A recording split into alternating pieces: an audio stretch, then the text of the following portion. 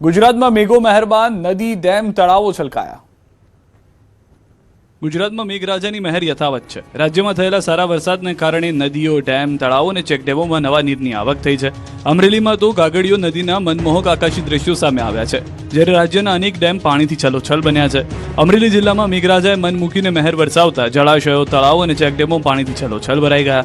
લાઠી નજીકથી પસાર થતી ગાગડીઓ નદીમાં પણ પાણીની ધસમસતી આવક જોવા મળી રહી છે. નદી પર સરકાર દ્વારા કરવામાં આવેલી જળસંચયની કામગીરી હવે અસરકારક સાબિત થઈ રહી છે અને વહેતું પાણી સંગ્રહિત થઈ રહ્યું છે. જળસંચયના કારણે આસપાસના મોટા વિસ્તારમાં ભૂગર્ભ જળસ્તરમાં વધારો થવાની આશા વ્યક્ત કરવામાં આવી રહી છે. ગાગડીયો નદીના આકાશમાંથી કેદ થયેલા અદ્ભુત દ્રશ્યો પણ સૌનું ધ્યાન ખેંચી રહ્યા છે. બીજી તરફ રાજ્યભરના જળાશયોમાં સતત નવા નીરની આવક થઈ રહી છે. હાલ રાજ્યના 6 ડેમ સંપૂર્ણપણે એટલે કે 100% ભરાઈ ચૂક્યા છે, જ્યારે 18 ડેમ 70થી 100% ભરાયેલા છે. 25 ડેમમાં 50%થી પણ વધુ પાણીનો સંગ્રહ નોંધાયો છે અને 50 ડેમ 25%થી વધુ ભરાયેલા છે. જોકે હજુ પણ 107 ડેમમાં 25%થી ઓછું પાણી છે. નવા નીરની આવકને પગલે 10 ડેમને હાઈ એલર્ટ, 4 ડેમને એલર્ટ અને 10 ડેમને વોર્નિંગ પર રાખવામાં આવ્યા છે. રાજ્યની જીવાદોરી સમાન સરદાર સરોવર ડેમ પણ હવે 65% સુધી ભરાઈ ગયો છે. જોકે ભારે વરસાદને કારણે જનજીવન પર પણ અસર જોવા મળી રહી છે. હાલ રાજ્યના 10 જિલ્લાઓમાં કુલ 75 માર્ગો વરસાદને કારણે અસરગ્રસ્ત છે, જેમાં સૌથી વધુ સુરત જિલ્લાના 18 માર્ગો પર અસર થઈ રહી છે. જોકે અગાઉ અસરગ્રસ્ત બનેલા 94 માર્ગોમાંથી 19 માર્ગ ફરી વાહન વ્યવહાર માટે શરૂ કરવામાં આવ્યા છે.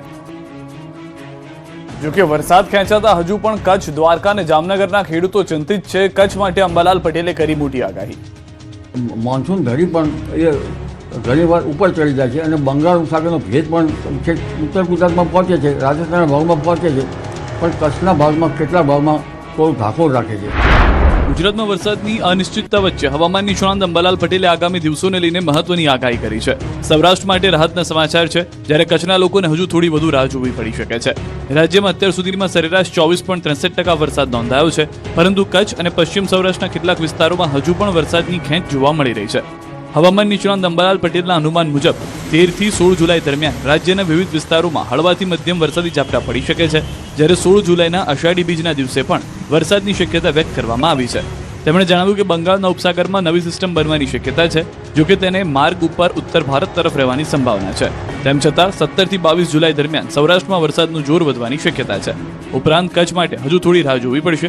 અંબાલાલ પટેલના જણાવ્યા મુજબ 26 થી 30 જુલાઈ દરમિયાન કચ્છ, દેવભૂમિ દ્વારકા, પોરબંદર અને જામનગરના ભાગોમાં વરસાદી ઝાપટા પડી શકે છે, જ્યારે 27 જુલાઈ આસપાસ કચ્છમાં સારા વરસાદની શક્યતા છે. આ ઉપરાંત 1 થી 5 ઓગસ્ટ અને 9 થી 12 ઓગસ્ટ દરમિયાન પણ વરસાદી માહોલ જામવાની આગાહી કરવામાં આવી છે. ઓગસ્ટ મહિનામાં વાદળોનો મોટો સમૂહ સક્રિય થતા રાજ્યમાં સારા વરસાદની સંભાવના વ્યક્ત કરવામાં આવી છે. અંબાલાલ પટેલે પરંપરાગત હવામાન સંકેતોનો પણ ઉલ્લેખ કર્યો છે. તેમણે જણાવ્યા પ્રમાણે સફેદ સર્પ જેવી વીજળી સારા વરસાદનો સંકેત આપે છે, જ્યારે લાલ રંગની વીજળી તેજ પવન તરફ ઇશારો કરે છે. તેમણે એમ પણ કહ્યું કે 20 જુલાઈએ સૂર્ય પુષ્ય નક્ષત્રમાં પ્રવેશ કરશે, જે વરસાદ માટે શુભ માનવામાં આવે છે. રથયાત્રા પર છાંટા પડે તો વરસાદ સારો થાય. અષાઢ સુદ બીજે સમય સાંજની ઈશાન દિશામાં વીજળી થવી જોઈએ અને આ વીજળી સર્પ આકારની લબક ઝબક થતી જોઈએ. જો લાલ ભડક જેવી થાય તો પછી એક સપ્તાહ બાદ હવામાન બદલાવાની શક્યતા. કચ્છ, દ્વારકા, જામનગર સહિતના જિલ્લાઓમાં પડી શકે છે સારો વરસાદ. હવામાન નિષ્ણાંત ડોક્ટર ચિરાગ શાહની આગાહી. ગુજરાતમાં ચોમાસું સક્રિય હોવા છતાં પશ્ચિમ ગુજરાતના અનેક વિસ્તારોમાં વરસાદની ખેંચ જોવા મળી રહી છે. ખાસ કરીને કચ્છ, દેવભૂમિ દ્વારકા, પોરબંદર અને જામનગર જિલ્લામાં અપેક્ષા કરતાં ઘણો ઓછો વરસાદ નોંધાયો છે. હવામાન નિષ્ણાંત ડોક્ટર ચિરાગ શાહે તેના પાછળના કારણો અને આગામી દિવસોની આગાહી અંગે મહત્વની માહિતી આપી છે. ડોક્ટર ચિરાગ શાહના જણાવ્યા મુજબ વરસાદી ટ્રફ મધ્ય ગુજરાત સુધી આવીને અટકી ગયો હતો, જેના કારણે પશ્ચિમ ગુજરાત સુધી વરસાદી સિસ્ટમની અસર યોગ્ય રીતે પહોંચી શકી નથી. બીજી તરફ અરબી સમુદ્ર પણ નિષ્ક્રિય રહ્યો, જેના કારણે વરસાદ માટે જરૂરી ભેજ અને અનુકૂળ પવનની દિશા મળી નહોતી. પરિણામે કચ્છ, દેવભૂમિ દ્વારકા, પોરબંદર અને જામનગર જેવા વિસ્તારોમાં વરસાદની માત્રા ખૂબ ઓછી રહી. જોકે હવે રાહતના સમાચાર સામે આવ્યા છે. ડોક્ટર ચિરાગ શાહના અનુમાન મુજબ આગામી એક સપ્તાહ બાદ હવામાનમાં મોટો ફેરફાર જોવા મળશે. બંગાળની ખાડીમાં નવી વરસાદી સિસ્ટમ સક્રિય થવાની શક્યતા છે, સાથે જ અરબી સમુદ્ર પણ સક્રિય બનશે, જેના કારણે બંને તરફથી ભેજ અને અનુકૂળ પવનો ગુજરાત તરફ આવશે. પછી નવી બંગાળની ખાડીમાં સિસ્ટમ સક્રિય થવાની છે. એ સિસ્ટમ સક્રિય થયા બાદ અને હવે આરબ સમુદ્ર બી સક્રિય થઈ રહ્યો છે, એટલે આરબ સમુદ્ર બી સક્રિય થશે એ ડેફિનેટલી આપણે સૌરાષ્ટ્રના દરિયાકાંઠાના વિસ્તારોમાં જામનગર છે, દ્વારકા છે, પોરબંદર છે, એ બધા વિસ્તારોની અંદર આપણે વરસાદનું પ્રમાણ જોવા મળશે. અને અત્યારે એ વરસાદની સ્થિતિ મતલબ લગભગ કહેવાય કે મોન્સૂન બ્રેક જેવું જોવા મળશે. હવામાન નિષ્ણાંતોના જણાવ્યા મુજબ આ બંને સિસ્ટમ એકસાથે સક્રિય થતા ગુજરાતભરમાં સાર્વત્રિક અને જોરદાર વરસાદની નવી ઇનિંગ શરૂ થઈ શકે છે. ખાસ કરીને કચ્છ અને સૌરાષ્ટ્રના વરસાદથી વંચિત વિસ્તારોને પણ સારો વરસાદ મળવાની આશા વ્યક્ત કરવામાં આવી છે. સુરતમાં જળ સંકટે લીધે 40થી વધુ લોકોએ જીવ ખોવાનો વારો આવ્યો. સુરત જળ સંકટમાં અત્યાર સુધીમાં 41 લોકોના જીવ ગયા છે. ખરવાસા, લીંબાયત, સારોલી, ભેસ્તાન સહિતના વિસ્તારોમાં પાણી ભરાવાની સ્થિતિ સર્જાઈ હતી. આ દરમિયાન ડૂબી જવાની અને કરંટ લાગવાની વિવિધ ઘટનાઓમાં અત્યાર સુધીમાં 41 લોકોના મોત થયા હોવાનું સામે આવ્યું છે. શહેરમાં અનેક વિસ્તારોમાં ભારે વરસાદ બાદ પાણી ભરાયા હતા અને ખાડીઓનું પાણી રહેણાંક વિસ્તારમાં ફરી વળ્યું હતું. પૂરના પાણીમાં તણાઈ ગયેલા લોકોના મૃતદેહ મળી આવતા અનેક પરિવારોમાં શોકનો માહોલ છવાયો. સોમવારે કરંટ લાગવાથી 3 લોકોના મોત થયા, જ્યારે મંગળવારે કરંટ અને ડૂબવાની ઘટનામાં 9 લોકોના જીવ ગયા. બુધવારે અલગ અલગ દુર્ઘટનામાં 15 લોકોના મોત થયા, જ્યારે ગુરુવારે ડૂબી જવાની ઘટનાના વધુ 13 લોકોના મોત થયા. ભારે વરસાદ, પાણી ભરાવા અને ખાડીઓના પાણી ફરી વળવાને કારણે સર્જાયેલી આ સ્થિતિએ સુરતને હચમચાવી દીધું છે. હાલ તંત્ર દ્વારા અસરગ્રસ્ત વિસ્તારોમાં રાહત અને બચાવ કામગીરી ચાલુ છે. સુરતમાં અસરગ્રસ્તોને કેશડોલ અને કપડાનું વિતરણ, સફાઈ માટે વડોદરાથી ટીમ પણ સુરત પહોંચી. સુરતમાં પૂર બાદ રાહત અને પુનર્વસનની કામગીરી યુદ્ધના ધોરણે ચાલી રહી છે. અસરગ્રસ્ત પરિવારોને રોકડ સહાયથી લઈને નવા કપડાનું વિતરણ કરવામાં આવી રહ્યું છે. તો બીજી તરફ શહેરને ઝડપથી સામાન્ય બનાવવા વડોદરાથી સફાઈ કર્મીઓની ટીમ પણ સુરત પહોંચી રહી છે. સુરત જિલ્લાના ઓલપાડ તાલુકાના સાયણ ગામમાં પૂરનું પાણી ઓસરતા જ તંત્રએ રાહત કામગીરીને વેગ આપ્યો છે. કેશડોલ યોજના હેઠળ અસરગ્રસ્ત પરિવારોને તાત્કાલિક આર્થિક સહાય આપવામાં આવી રહી છે. સાયણ ગામમાં પૂરથી પ્રભાવિત થયેલા 251 પરિવારોને પરિવાર દીઠ 6,800 રૂપિયાની રોકડ સહાય માત્ર 5 કલાકમાં સર્વે પૂર્ણ કરીને ચૂકવવામાં આવી છે. પૂર્વ મંત્રી અને ઓલપાડના ધારાસભ્ય મુકેશ પટેલની હાજરીમાં લાભાર્થીઓને સહાયનું વિતરણ કરવામાં આવ્યું. તંત્રના જણાવ્યા મુજબ સર્વે કામગીરીમાં 66 તલાટી અને 24 ગ્રામ સેવકો જોડાયા, જ્યારે બાકીના અસરગ્રસ્ત પરિવારોને પણ તબક્કાવાર સહાય આપવામાં આવશે. બીજી તરફ ડિંડોલીના આશ્રય ગૃહમાં રહેતા પૂરગ્રસ્ત પરિવારો માટે રાજ્ય સરકાર અને સુરત પોલીસે માનવતાભર્યું પગલું ભર્યું. નાયબ મુખ્યમંત્રીના સૂચન બાદ દરેક અસરગ્રસ્ત વ્યક્તિને 2 જોડી નવા કપડાનું વિતરણ કરવામાં આવ્યું. લાભાર્થીઓએ આ સહાય બદલ સરકાર અને સુરત પોલીસનો આભાર વ્યક્ત કર્યો. ઉપરાંત સુરતમાં સફાઈ કામગીરીને વધુ ગતિ આપવા વડોદરા મહાનગરપાલિકાના 200થી વધુ સફાઈ કર્મીઓની ટીમ સુરત માટે રવાના થઈ છે. શહેરમાં જમા થયેલો કચરો અને કાદવ ઝડપથી દૂર કરી જનજીવન ફરી સામાન્ય બને તે માટે આ ટીમ કામગીરીમાં જોડાશે. રાહત, પુનર્વસન અને સફાઈની આ સતત કામગીરીથી પૂરગ્રસ્ત સુરતને ફરી ઝડપથી સામાન્ય સ્થિતિમાં લાવવાના પ્રયાસો તેજ બન્યા છે. નાયબ મુખ્યમંત્રી આજે ફરી એક વખત અસરગ્રસ્ત વિસ્તારોની મુલાકાતે પહોંચ્યા હતા. ભટારના આઝાદનગર અને આંબેડકરનગર વિસ્તારમાં મુલાકાત પણ કરી. પાણી ઓસરતા અસરગ્રસ્ત લોકોને મળી છે રાહત. પૂરગ્રસ્ત પરિવારોને નાયબ મુખ્યમંત્રી સહાય વિતરણ કર્યું. ખાડીપુરના પાણીથી સંપૂર્ણ ગરકાવ થયો હતો આંબેડકરનગર વિસ્તાર. પૂરના કારણે અનેક પરિવારો પ્રભાવિત થયા હતા. પાણી ઓસરતા વિસ્તારની સ્થિતિ સામાન્ય બનવા તરફ લોકોમાં રાહતની લાગણી.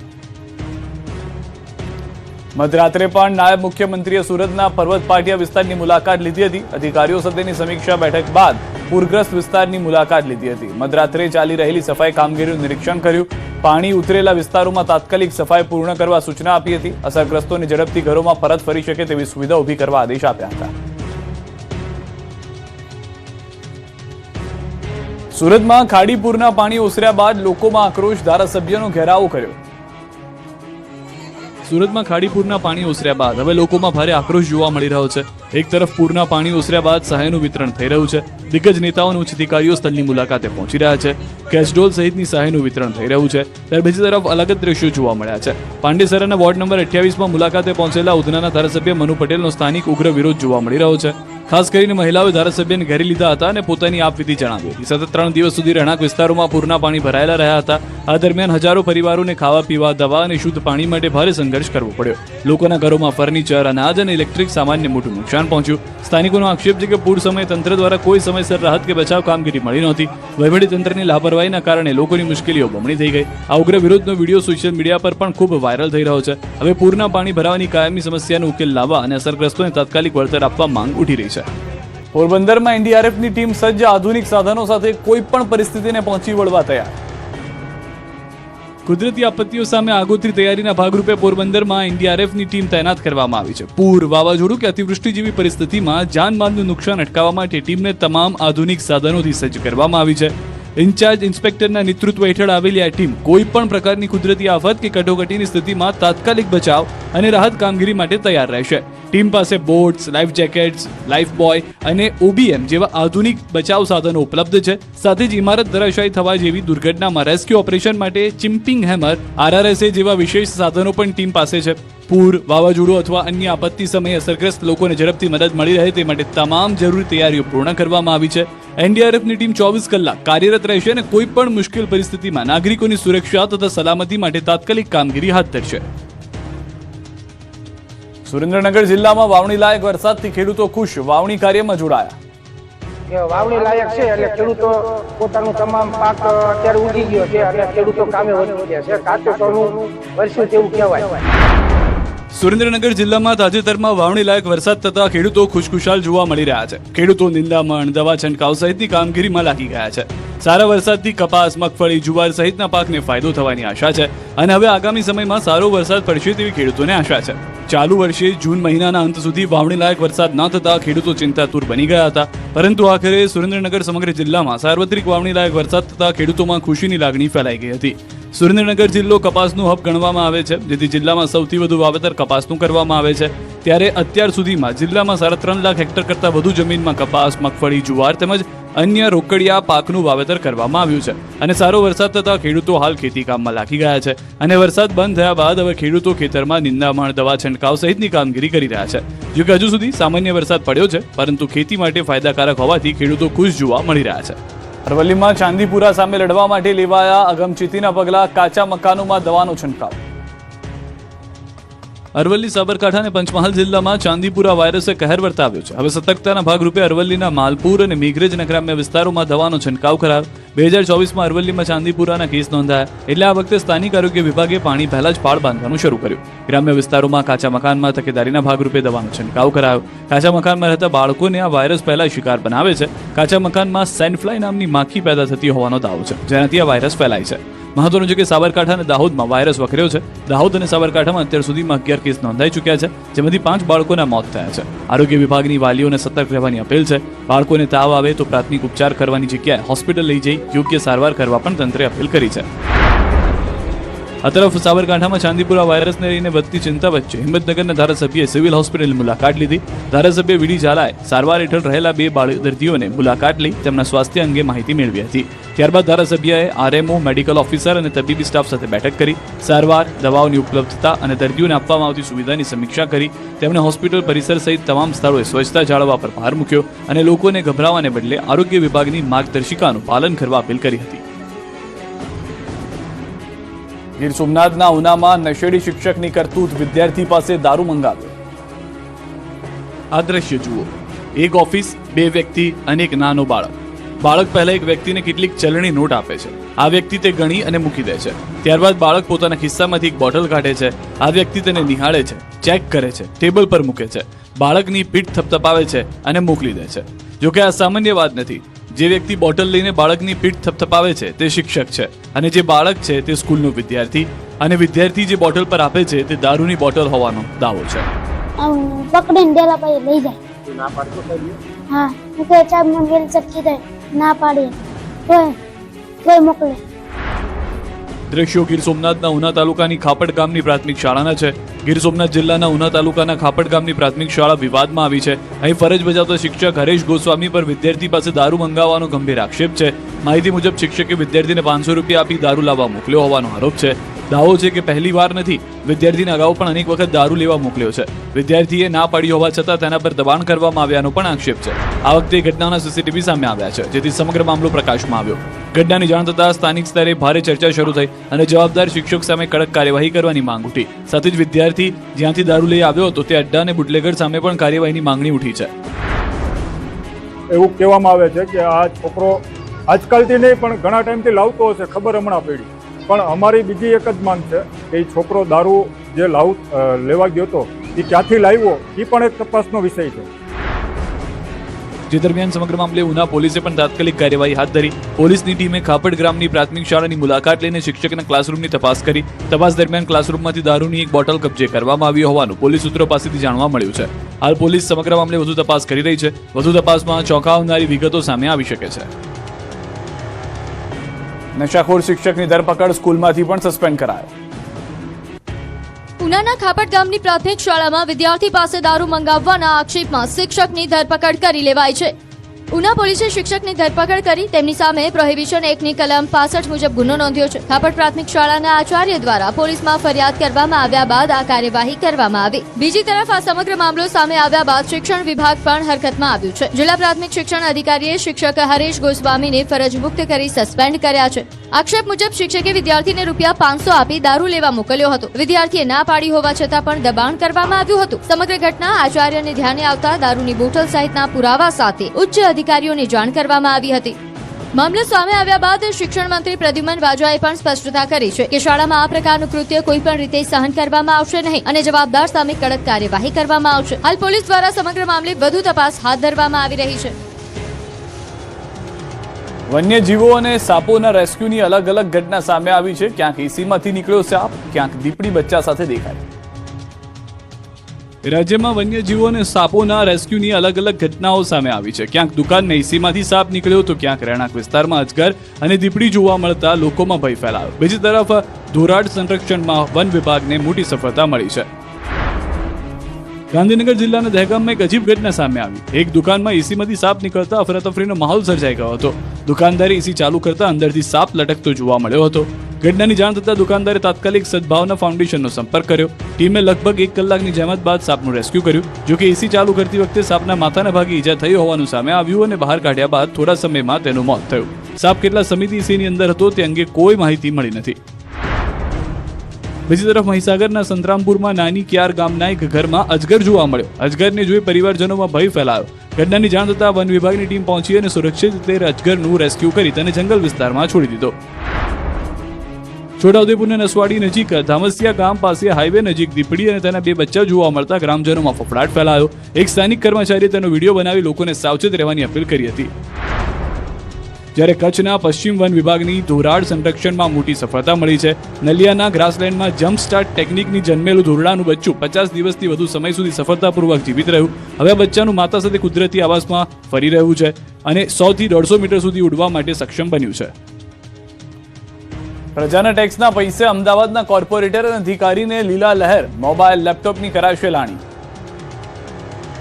લો બોલો. પ્રજાના ટેક્સના પૈસાથી જનતાને ચૂંટાયેલા કાઉન્સિલરો લેપટોપ અને સ્માર્ટ મોબાઈલ ખરીદી કરશે.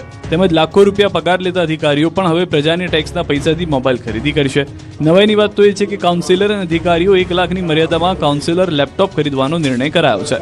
અમદાવાદ મહાનગરપાલિકાની સ્ટેન્ડિંગ કમિટીના એક નિર્ણયને લઈને ચર્ચા જામી છે. ચૂંટાયેલા કાઉન્સિલરો અને અધિકારીઓને લેપટોપ, મોબાઈલ અને પ્રિન્ટર ખરીદવા માટે કરોડો રૂપિયાની મંજૂરી આપવામાં આવી છે. હવે આ નિર્ણય સામે જાહેર નાણાંના ઉપયોગને લઈને સવાલો ઉઠી રહ્યા છે. અમદાવાદ મહાનગરપાલિકાની સ્ટેન્ડિંગ કમિટીની બેઠકમાં ચૂંટાયેલા કાઉન્સિલર અને અધિકારીઓ માટે લેપટોપ, મોબાઈલ અને પ્રિન્ટર ખરીદવા મહત્વનો નિર્ણય લેવામાં આવ્યો છે.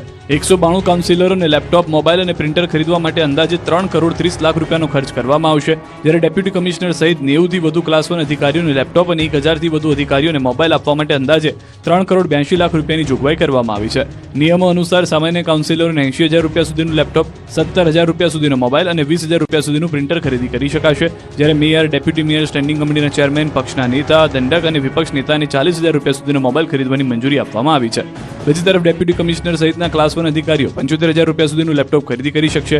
જ્યારે 1,000 થી વધુ અધિકારીઓને 20,000 રૂપિયાની મર્યાદામાં મોબાઈલ ખરીદવાની મંજૂરી મળશે. ખાસ વાત એ છે કે અધિકારીઓ અને કાઉન્સિલરો પોતાની પસંદગીની કોઈ પણ કંપનીનું ઉપકરણ ખરીદી કરી શકશે. ખરીદી બાદ બિલ અમદાવાદ મહાનગરપાલિકામાં રજૂ કરવામાં આવશે અને મંજૂર થયેલી રકમ સીધી તેમના બેંક ખાતામાં જમા કરવામાં આવશે. જામનગરમાં મહાનગરપાલિકાના સત્તાધીશો અને અધિકારી વચ્ચે તૂતુ મેમે. જામનગર મહાનગરપાલિકામાં સત્તા પક્ષના કોર્પોરેટરોને પણ અધિકારીઓ સાંભળતા નથી તેવી ફરિયાદ ઉઠી છે. આરોપ છે કે અધિકારીઓ જાણી જોઈને કામ ટલ્લે ચડાવે છે. વિવાદ વોર્ડ નંબર 11 થી શરૂ થયો છે. વોર્ડ નંબર 11 ના કોર્પોરેટર પ્રકાશ રાઠોડે Jamnagar municipal commissioner, deputy commissioner, mayor અને સ્ટેન્ડિંગ કમિટીના ચેરમેનને આ મામલે રજૂઆત પણ કરી છે. મહત્વનું છે કે જામનગર મહાનગરપાલિકામાં ભારતીય જનતા પાર્ટીનું 64 માંથી 60 બેઠકો પર જીત છે. એટલે કે સ્પષ્ટ બહુમતીવાળું શાસન હોવા છતાં કામ ટલ્લે ચઢી રહ્યા હોવાના દાવાથી સ્થાનિક રાજકારણમાં ખળભળાટ મચ્યો છે. બીજી તરફ મહાનગરપાલિકાના વહીવટીતંત્રના કર્મચારીઓ પર પણ અનેક સવાલો ઉઠ્યા છે. કોર્પોરેટરે દાવો કર્યો કે અધિકારીને કામ બાબતે રજૂઆત કરીએ છીએ તો અધિકારી બહાના બનાવે છે અને પોતાની પાસે 3 ખાતા હોવાનું રટણ કરે છે. કોર્પોરેટરે આવા અધિકારીઓની અરસપરસ બદલી કરી જનતાના કામે કરે તેવા અધિકારીઓની નિમણૂક કરવા માંગણી કરી છે.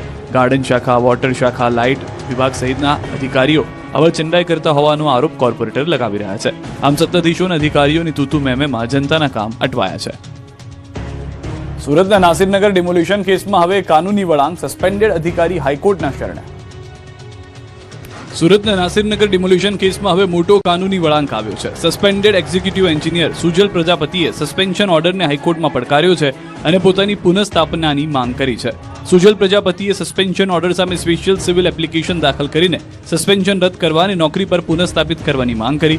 કોર્ટ સમક્ષ તેમણે વોટ્સએપ ચેટ સહિતના ડિજિટલ પુરાવા રજૂ કર્યા. તેમનો દાવો છે કે તેઓ મ્યુનિસિપલ કમિશનરના આદેશથી જ સ્થળ પર હાજર રહ્યા હતા અને તેમણે માત્ર ઉચ્ચ અધિકારીઓના આદેશનું પાલન કર્યું હતું. સુજલ પ્રજાપતિએ આંતરિક તપાસને પૂર્વગ્રહયુક્ત અને એકતરફી ગણાવી. તેમનું કહેવું છે કે તેમને સમગ્ર મામલામાં બલીનો બકરો બનાવવામાં આવ્યો અને કાર્યવાહી સેન્ટ્રલ ઝોન હેઠળ થતી હોવાથી તેમનો કોઈ નિર્ણયાત્મક રોલ નહોતો. બીજી તરફ મ્યુનિસિપલ કમિશનરે આ પ્રકારનો કોઈ આદેશ આપ્યો ન હોવાનું સ્પષ્ટ કર્યું છે. કમિશનરે હાઈકોર્ટમાં આ મામલે યોગ્ય ખુલાસો કરવાની વાત કરી છે. હવે નાસિરનગર ડિમોલ્યુશન કેસમાં આગામી સુનાવણી પર સૌની નજર છે, કારણ કે આ મામલો સુરત મહાનગરપાલિકાની કામગીરી અને વહીવટી જવાબદારી અંગે નવા સવાલો ઊભા કરી રહ્યો છે.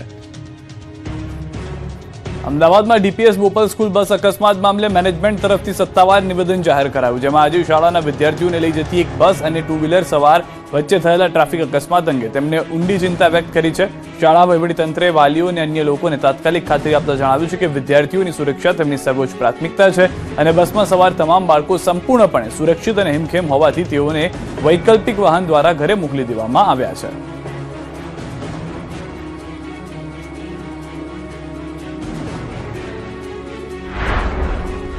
લોક કલાકાર માયા આહિર તેમજ કીર્તિદાન ગઢવીને લઈને વિવાદ વધુ વકર્યો છે. સામાજિક આગેવાન પરસોત્તમ પીપળિયાએ બંનેને આડે હાથ લીધા. પ્રજાના ટેક્સના પૈસામાંથી મહાનગરપાલિકાએ માયા આહિર અને કીર્તિદાન ગઢવીને ડાયરાના રૂપિયા ચૂકવ્યા હોવાનો દાવો કર્યો. મહાનગરપાલિકાના સાંસ્કૃતિક વિભાગ દ્વારા ડાયરા પાછળ પોણો કરોડ રૂપિયાનું આંધણ કર્યા હોવાના બિલ પણ કર્યા વાયરલ. સુરતના પાલ વિસ્તારમાં કૂટણખાનું ઝડપાયું. પોલીસે ગોલ્ડન સિટી હોટલમાંથી યુવતીઓને મુક્ત કરાવી. વોટ્સએપ પર ફોટા મોકલી ગ્રાહકો સાથે યુવતીઓના સોદા કરતો હતો રોહિત શર્મા નામનો આરોપીને વોન્ટેડ જાહેર કરાયો. પાટણના રાધનપુરમાં એસઓજીના દરોડા દરમિયાન એસઓજીએ 2 શખ્સોને 9 કિલો સૂકા ગાંજા સાથે ઝડપી લીધા. કુલ 4.5 લાખથી વધુનો મુદ્દામાલ જપ્ત. ગીર સોમનાથના ઉનામાં એન્ટી નાર્કોટિક્સ ટાસ્ક ફોર્સના દરોડા. ચાંચકવાડ રોડ પર આવેલા જોડિયા હનુમાનજી મંદિરના કમ્પાઉન્ડમાંથી ગાંજા સાથે એક મહિલાની ધરપકડ. મોબાઈલ ફોન સહિત 4,47,000નો મુદ્દામાલ જપ્ત. મહેસાણાના કડીમાં સ્ટેટ મોનિટરિંગ સેલના દરોડા. વીડજ ગામ પાસે આવેલી રામદેવ હોટેલ નજીકથી 59.73 લાખ રૂપિયાની કિંમતનો બિયરનો જથ્થો જપ્ત. કુલ 25,858 બિયરની બોટલ અને કેન જપ્ત કરાયા. વાહન અને બિયરના જથ્થા સહિત 89,95,000થી વધુનો મુદ્દામાલ કબજે. ડ્રાઈવર ઝડપાયો, 7 વોન્ટેડ. મહીસાગરમાં અંબિકા સ્ટોન ક્વોરી સામે ગ્રામજનોએ ઉગ્ર વિરોધ નોંધાવ્યો. સતત બ્લાસ્ટિંગથી મકાનોમાં તિરાડ પડતા હોવાનું ગ્રામજનોનો દાવો. ધૂળ અને અવાજના પ્રદૂષણથી જનજીવન પ્રભાવિત થતા હોવાનો પણ આરોપ. મામલતદારને આપ્યું આવેદન. ક્વોરી સામે કાર્યવાહી, બ્લાસ્ટિંગ બંધ કરાવવા માંગ. રાજકોટના લોધિકાના વડવાજડી ગામમાં ગેરકાયદે ખનીજ સંગ્રહનો પર્દાફાશ થયો. ખાણ ખનીજ વિભાગ અને રાજકોટ રૂરલ એસઓજીની સંયુક્ત કાર્યવાહીથી ગેરકાયદે ખનીજ સંગ્રહનો ભાંડો ફૂટ્યો. ઓમ કોન્ક્રીટ એકમમાંથી રોયલ્ટી વગરનો બ્લેક ટ્રેપ, રેતી અને કપચીનો જથ્થો મળી આવ્યો. કાર્યવાહી દરમિયાન ડમ્પર સહિત અંદાજે 40 ટન બ્લેક ટ્રેપ, 100 ટન રેતી અને 100 ટન કપચી સહિત 34 લાખ રૂપિયાનો મુદ્દામાલ કબજે કરાયો. વલસાડના સેગવી ગામે ગેસની લાઇનમાં લીકેજ સર્જાતા અફરાતફરી. પાણીની પાઇપલાઇન નાખતી વખતે ભંગાણ સર્જાયું. અમદાવાદમાં રથયાત્રાની તૈયારીઓ પૂરજોશમાં. તમામ વ્યવસ્થાને અપાયો આખરી ઓપ. અમદાવાદમાં ભગવાન જગન્નાથજીની 149મી રથયાત્રાને લઈને તૈયારીઓ તેજ બની ગઈ છે. રથયાત્રા શાંતિપૂર્ણ માહોલમાં પૂર્ણ થાય તે માટે અમદાવાદ મહાનગરપાલિકા અને શહેર પોલીસ દ્વારા સુરક્ષા સહિતની તમામ વ્યવસ્થાઓને આખરી ઓપ આપવામાં આવી રહ્યો છે. આગામી 16 જુલાઈએ અમદાવાદમાં ભગવાન જગન્નાથજીની ભવ્ય રથયાત્રા નીકળશે, જેને લઈને તંત્ર દ્વારા તૈયારીઓ પૂરજોશમાં ચાલી રહી છે. અમદાવાદના mayor Hitesh Barot, deputy mayor Anjuben Shah અને standing committee chairman Kamlesh Patel સહિતના એએમસી પદાધિકારીઓએ રથયાત્રાના રૂટનું નિરીક્ષણ કર્યું હતું. જગન્નાથ મંદિરથી સરસપુર સુધીના રૂટ પર રસ્તા, સફાઈ, બેરિકેડિંગ અને અન્ય સુવિધાઓની સમીક્ષા કરવામાં આવી હતી. સાથે જ રૂટ પર આવેલા ભયજનક મકાનો અંગે પણ માહિતી લેવામાં આવી અને જરૂરી સૂચનાઓ આપવામાં આવી છે. બીજી તરફ રથયાત્રાની સુરક્ષા માટે અમદાવાદ શહેર પોલીસ પણ સજ્જ બની છે. પોલીસ કમિશનર, ક્રાઇમ બ્રાન્ચ અને શહેર પોલીસ દ્વારા જગન્નાથ મંદિરથી સરસપુર સુધી એકતા યાત્રાનું આયોજન કરવામાં આવ્યું હતું. આ દરમિયાન શાંતિ સમિતિના સભ્યો અને આગેવાનો સાથે બેઠક કરીને રથયાત્રા દરમિયાન પોલીસને સહકાર આપવા અપીલ કરવામાં આવી હતી. આ વખતે રથયાત્રાની સુરક્ષામાં ટેકનોલોજીનો પણ મોટા પાયે ઉપયોગ કરવામાં આવશે. સમગ્ર રૂટ પર 2200 થી વધુ સીસીટીવી કેમેરાથી નજર રાખવામાં આવશે. ગજરાજોની હિલચાલ પર પણ જીપીએસ મારફતે મોનિટરિંગ કરવામાં આવશે. આ ઉપરાંત 3D મેપિંગની મદદથી દર્શનાર્થીઓની ભીડ અને રૂટની સ્થિતિ પર નજર રાખવામાં આવશે. સુરક્ષા વ્યવસ્થા માટે 50 જેટલા ડ્રોનનો ઉપયોગ કરવામાં આવશે. સાથે જ મોબાઈલ કંટ્રોલ વાન દ્વારા પણ રથયાત્રાના રૂટ પર સતત દેખરેખ રાખવામાં આવશે. આમ પરંપરા અને ટેકનોલોજીના સમન્વય સાથે અમદાવાદની ઐતિહાસિક રથયાત્રાને શાંતિપૂર્ણ રીતે પૂર્ણ કરવા તંત્ર